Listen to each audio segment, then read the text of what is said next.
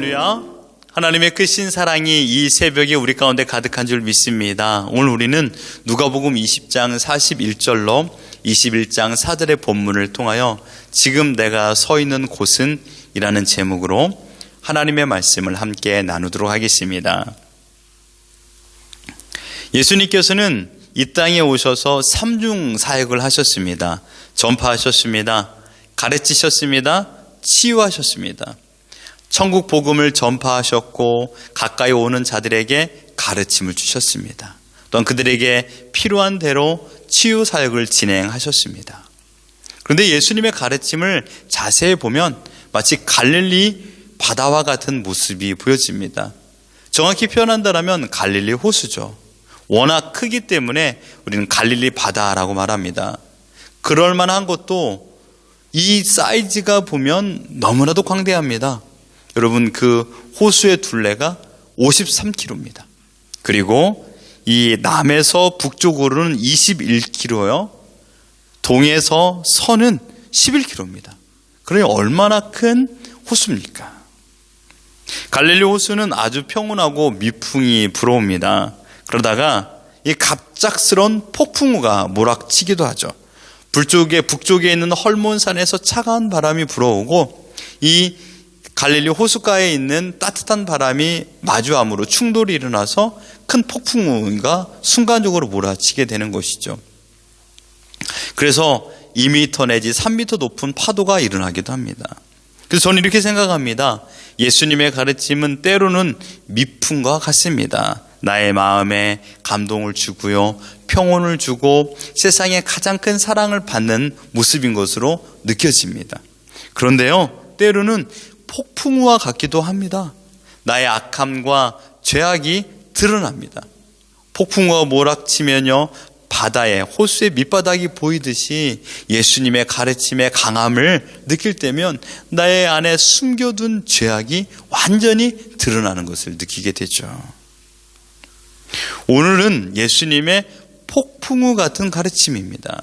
그 중심 주제는 책망이요, 그 대상은 바리새인과 서기관들이었습니다. 오늘 중심적으로 흘러가는 그런 부류는 이 바리새인과 서기관의 태도를 두 가지로 말할 수 있습니다. 그들은 경거망동, 교만과 두 번째로는 외식입니다. 교만과 외식. 46절을 보십시오. 긴 옷을 입고 다니는 것을 원하며, 바리새인을 말하고 있습니다.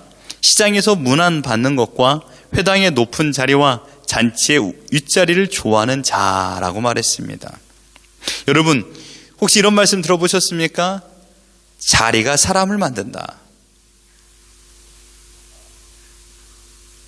아무나 그 자리에 앉는 건 아니에요. 그러나 그 자리에 가면요, 누구나 그러한 모습을 할 수 있다라는 겁니다.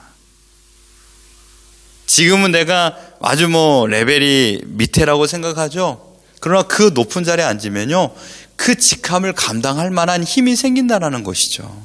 그래서 자리가 사람을 만듭니다. 그러나 여러분, 그 자리에 가기까지는 엄청난 노력과 수고가 있어야 되는 건 사실입니다. 여러분, 오늘 본문에 말하고 있는 바리새인과 서기관들은요, 높은 곳에 앉아서 사람에게 인정받기를 원했습니다. 그런데 여기서 나오고 있는 단어가 하나가 눈에 보이죠? 기놉이라고 말했습니다. 기놉.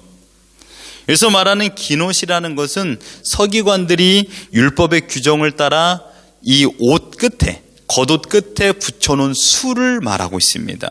민수기 15장 38절에 보면요, 이스라엘 자손에게 명령하여 대대로 그들의 옷단 귀에 술을 만들고 청색끈을 그 귀에 술에 더하라 라고 말했습니다. 그런데 중요한 것은 술의 역할입니다. 술의 역할. 39절에 이 술은 너희가 보고 여호와의 모든 계명을 기억하여 준행하고 너희를 방종하게 하는 자신의 마음과 눈의 욕심을 따라 음행하지 않게 하기 위함이라 라고 말했습니다. 여러분, 여기서 말하는 술이라는 것은 치치트라는 히브리어입니다. 유대인들의 겉옷 이 네 귀퉁이에 길게 늘어 붙인 것을 말하고 있죠.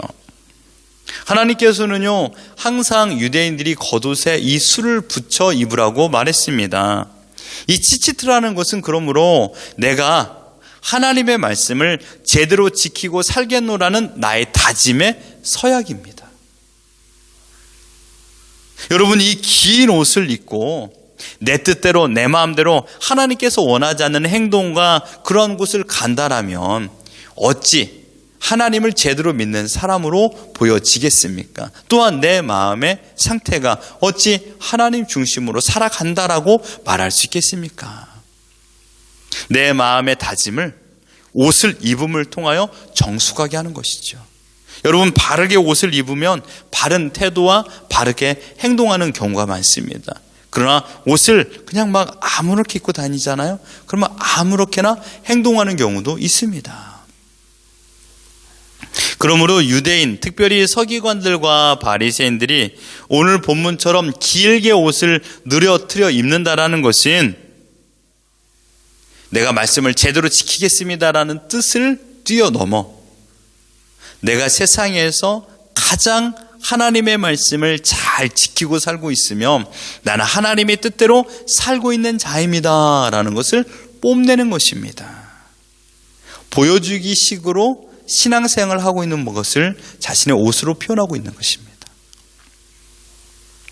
이 모습에 대하여 주님의 폭풍 같은 가르침을 보십시오. 마태복음 23장 5절에 보면 이렇게 말합니다. 그들의 모든 행위를 사람에게 보이고자 하나니 곧 그 경문띠를 넓게 하며 옷을 길게 하고 이런 자들을 삼가라 라고 말하고 있습니다. 왜냐하면 이들의 삶의 목적은요, 하나님의 뜻에 순종하여 하나님 중심으로 하나님께 영광 올리는 것이 아니라 언제나 사람에게 보여주기식의 신앙생활의 모습이었기 때문입니다. 그 결과 사람들에게 칭찬받기를 원했습니다. 사람들에게 인정받기를 원했던 것입니다. 그러므로 이들은 하나님 중심의 신앙생활이 아니라 인간 중심, 인본주의적 신앙생활을 하고 있었던 것입니다. 여러분, 율법의 정신이 사라지면요, 율법은 아주 무서운 무기가 됩니다. 첫 번째로 자기 자신에게 자만하게 만들고 교만하게 만듭니다. 내가 이 말씀을 지켰어. 그렇기 때문에 나는 저 사람보다 위대해. 자기 자신을 교만하게 만들고요. 두 번째 율법은 상대방을 평가하게 만듭니다. 율법을 지키지 아니하는 그런 모습을 보고 저 사람은 이러이러하여서 나보다 낫다라고 말하는 것이죠. 하나님을 찬양하며 하나님의 말씀을 지키며 나를 세상으로부터 지켜주는 온전한 믿음의 바리게이터의 역할을 하지 않고 사람을 평가하는 잣대가 되니 이 율법만큼 무서운 것이 어디 있겠습니까? 예수님께서는 이것을 외식이라고 표현했습니다. 오늘 본문에 보면 또 다른 외식이 나옵니다. 기도에 대하여 주님께서 47절에 말합니다. 외식으로 길게 기도하니. 여러분, 믿음 생활에 있어서, 신앙 생활에 있어서 우리의 삶의 모습 매우 중요합니다. 또한 기도 생활 매우 중요합니다. 하나님을 믿고 하나님을 바로 알고 은혜를 경험하는 통로이기 때문에 기도 없이는 하나님의 뜻을 깨달을 수도 없습니다. 기도 없이는 나의 온전한 믿음을 지킬 수 있는 힘 또한 없습니다. 기도 외에는 이런 이유가 나올 수 없다고 주님께서 말했습니다. 그것은 바로 하나님이 어떤 분인가를 바로 알기 때문에 그 말씀에 순종할 적에 나타나는 우리의 삶의 능력이라는 것이죠. 그러니 많은 사람들, 특별히 신앙인들은 기도에 대하여 많은 관심을 가지고 있습니다. 하나님을 바로 알아가는 것에 관심이 있기도 하지만 또 한편으로는 칭찬에 대하여, 인정에 대하여 이 기도를 이용하는 것입니다. 이들의 기도는 언제나 하나님 중심이 아니었죠. 사람 중심입니다. 보여주기식의 기도였습니다. 길게 기도하고 큰 목소리로 기도하고 장엄한 목소리, 어떤 이런 할렐루야 이런 거룩한 목소리, 또한 서서 기도하고 손을 들고 기도하고 어떤 제스처를 하면 사람들이 와, 저 사람은 어떻게 저렇게 기도를 오래 멋있게 할 수 있을까? 라고 칭찬하기 때문에 하나님을 바라보는 것이 아니라 기도를 하면서 자신의 눈과 마음은 옆 사람을 바라보고 있는 것입니다. 예수님께서는 그들의 삶의 특징을 한 가지 더 말씀하고 있습니다. 돈과 관련하여서 말했습니다. 그들은 자신의 돈, 헌금을 자랑했던 자들이었습니다. 대표적인 것이 11조였죠. 누가복음 18장 12절에 보면 나는 일에 2번씩 금식하고 또 소득의 11조를 드리나이다. 마태복음 23장 23절에 이렇게 말합니다. 화 있을진저 외식하는 서기관들과 바리새인들이여, 너희가 박하와 회양과 근처의 11조는 드리되 율법에 더 중한 바 정의와 긍휼과 믿음은 버렸도다. 11조로 자신을 자랑했습니다. 왜 여러분 이들이 이 11조에 대하여 자긍심을 가지고 있을까요? 11조의 자긍심. 여러분, 하나님을 잘 믿으면 이 땅에서 물질의 복을 받는다라고 그들은 생각했습니다. 하나님을 잘 믿으면 물질의 복을 받는다. 반대로 표현은 뭡니까? 물질의 복을 받지 않으면 하나님의 저주를 받았다라고 생각하는 것이죠. 그러니 여러분, 길게 술을 늘어뜨려 옷을 입고 다니는 사람, 사람에게 보이기 위하여 기도하는 사람이라면 자연스럽게 이 11조나 헌금을 통하여서 나는 하나님을 잘 믿고 있기 때문에 이 복을 받았다. 그래서 이만큼의 11조를 할 수 있다 라고 보여주는 것입니다.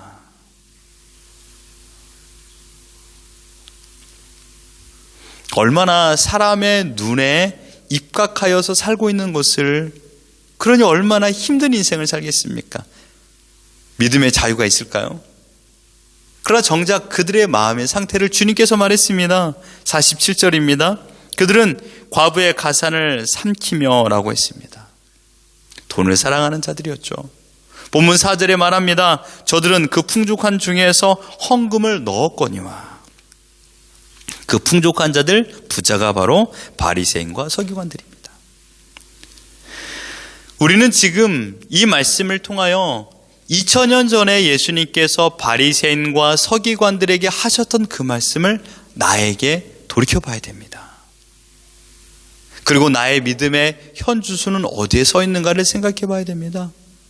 사도 바울 선생님은 우리에게 이렇게 말씀했습니다. 자신의 신앙관을 데살로니가전서 2장 4절에 말했습니다. 오직 하나님께 옳게 여기심을 입어 복음을 위탁받았으니 우리가 이와 같이 말함은 사람을 기쁘게 하려 함이 아니요 오직 우리 마음을 감찰하시는 하나님을 기쁘시게 하려 함이라. 여러분, 우리는 사람을 기쁘게 하기 위하여 믿음 생활하는 자들이 아닙니다. 사람을 기쁘게 한다라는 그 사람의 대상에는 내 자신도 포함되고 있습니다. 내 자신의 즐거움과 만족과 기쁨을 위하여 믿음 생활하는 게 아니죠. 자신을 기쁘게 하기 위하여서 상대방의 칭찬을 받기 위하여 믿음 생활을 한다라면 그보다 더 큰 고역이 어디 있습니까? 여러분, 무엇하기 위해서 이 새벽에 이 자리에 나오셨습니까? 주무시고 피곤하지 않고 상쾌한 하루를 살아가요. 또 다른 사람에게 기쁨을 주는 것, 이게 더 칭찬받는 일이 아니겠습니까? 이 새벽에 잠 깨워 이 자리에 나온다라는 거 쉽지 않습니다. 사람에게 인정받기 위해서요? 아니죠. 그런 마음을 가지고는 이 자리에 오지 않을 것입니다. 사람에게 인정받는 방법은 많습니다. 굳이 교회에서까지 사람에게 인정받기 위하여 하나님을 이용할 필요가 뭐가 있습니까? 물론 하나님을 잘 믿고 믿음을 지키면요, 그 일에 최선을 다하고 온 힘을 다하면 성도들이 자연스럽게 모범적인 신앙인이라고 말할 수밖에 없죠. 여러분, 제가 여러분들에게 열심히 신앙생활 하지 말라고 말하는 것이 아닙니다. 우선순위가 무엇인가, 목적이 무엇인가를 제대로 알라라는 말씀입니다. 명심하십시오. 우리의 신앙생활은 코람데오입니다. 코람데오의 뜻이 무엇입니까? 하나님 앞에서입니다. 내가 높아지려 하지 않아도 하나님께서 높이시면요, 그 아무도 그 사람을 내릴 수 없습니다. 반대로 내가 높아지려 몸부림친다 한들 하나님께서 높이시지 않으시면요, 그 사람은 결코 높아질 수가 없습니다. 왜냐하면 하나님께서는 인간이 아니시기 때문에 우리의 깊은 심중에 있는 모든 것을 알고 계십니다. 우리의 내면을 감찰하시는 분이시죠. 그러니까 오늘 주님께서 우리의 상태를 아시기에 과부의 두렙돈의 헌금을 가장 귀한 것으로 받지 않았습니까? 더 나아가 이렇게 우리를 감찰하시는 하나님이시기 때문에 우리를 엄중하게 심판하실 수도 있는 분입니다. 본문 47절에 보십시오. 더 엄중한 심판을 받으리라 하시니라. 여러분, 성경을 많이 알고 있다면 더 엄중한 심판을 받는 것입니다. 성경을 알게 하시는 하나님의 목적은 무엇입니까? 그것은 바로 지식을 자랑하게 한 것이 아닙니다. 성경의 지식을 자랑하게 하기 위하여서 성경을 알게 하신 것이 아니라 그 말씀대로 순종하며 거룩한 삶을 살게 하기 위하여서 성경을 알게 하신 것입니다. 하지만 내가 알고 있는 성경 지식으로 상대방을 평가한다라면 후일에 가서는 그 평가의 잣대로 자신을 평가한다라고 말했습니다. 여러분 기억하십시오. 우리는 사람을 기쁘게 하기 위하여서 신앙생활하는 자들이 아닙니다. 오로지 한 가지 목적, 하나님을 기쁘시게 하기 위하여서 이 자리에 우리를 불러주신 줄 믿습니다. 하늘소망 장로교회는 하나님을 기쁘시게 하기 위하여 이 자리에 하나님께서 세워주신 줄 믿습니다. 우리를 오늘 살려주신 이유는 무엇입니까? 하나님을 기쁘시게 하기 위하여 오늘이라는 시간을 허락하여 주셨습니다. 사람의 평가, 시선을 두려워하지 마십시오. 그들은 무비공입니다. 바로 코로 호흡하는 자들입니다. 코로 호흡하는 자들 의지하지 말라고 주님께서 말하지 않았습니까? 하나님께서 지금 나를 어떻게 생각하고 있는가를 생각해 보십시오. 지금 우리가 서 있는 곳은 어디입니까? 하나님의 시선 앞에 계십니까? 아니면 사람들의 시선 앞에 계십니까? 저는 이 말씀을 통하여 나의 모든 외식을 알고 나의 취함을 아심에도 불구하고 다시금 회개의 기회를 주시고 오래 참아 기다려주시는 하나님을 찬양합니다. 하나님께 고백하는 것은 바리새인과 서기관의 모습이 나의 모습이었음을 고백하고 회개합니다. 하나님께서 나에게 원하는 것은 무엇일까요? 있는 모습 그대로 주 앞에 나오라는 것입니다. 그 어떠한 외식도 필요 없습니다. 사람에게 좋게 보이려고 하는 것처럼 우리는 하나님께도 좋게 보이려고 할 때가 너무나도 많이 있습니다. 여러분, 여러분의 신앙의 거품을 빼십시오. 여러분의 있는 모습 그대로 주님 앞에 나오십시오. 연약하고 힘든 모습 그대로, 지쳐있는 모습 그대로 우리의 모든 걸 다 알고 계시는 하나님이십니다. 사랑하는 성도 여러분, 오늘도 우리는 외식과 열심 사이에 고민하며 살고 있을 것이 분명합니다. 그러나 이제는 마음을 정하십시오. 언제나 코람데오, 하나님 앞에 서십시오. 하나님께서 허락해 주신 그 일터, 가정, 그 시간에 최선을 다하는 겁니다. 높아지기 위하여서가 아니라 하나님께서 허락하여 주셨기 때문에 최선을 다합니다. 시간이 지나면 하나님의 때 하나님께서 우리의 자리를 지정하십니다. 그리고 그곳에서 더욱더 최선을 다하여 살아가는 것입니다. 하나님을 기쁘시게 하기 위하여 오늘을 살아가는 우리 모두가 되기를 예수 그리스도 이름으로 축원합니다.